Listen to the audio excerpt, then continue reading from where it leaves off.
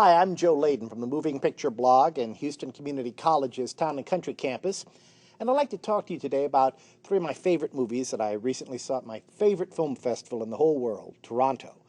Now, in terms of sheer exuberant entertainment value, I'd have to put at the top of my list Across the Universe.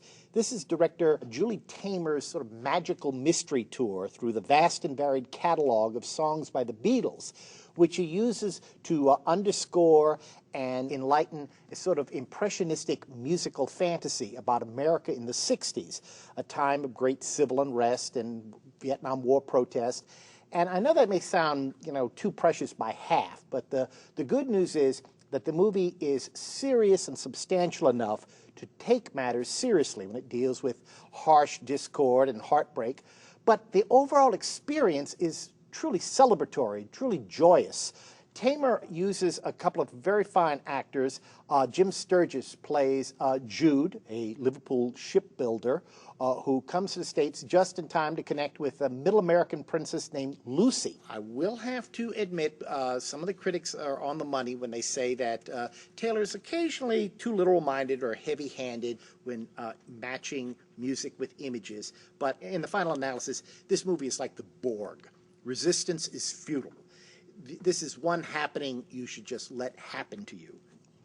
Now, another movie I saw at Toronto that I enjoyed very much for quite different reasons is Eastern Promises. This is the latest film by David Cronenberg. He's reunited here with his star of History of Violence, Viggo Mortensen. He plays a Russian chauffeur who works in London for a Russian mobster played by Armin Muehlestahl. Now, Viggo Mortensen's character is this sort of guy who knows where all the bodies are buried, primarily because, well, he's buried most of them. This leads to his interacting with a midwife played by Naomi Watts. And she connects the dots between an abused prostitute who dies during childbirth and a series of brothels that are operated by the son of Muehlestahl's character, who's played by Vincent Cassel. Now, this is a tightly written and impressively suspenseful film. It's also extremely violent. Somebody's throat gets slashed during the opening minute.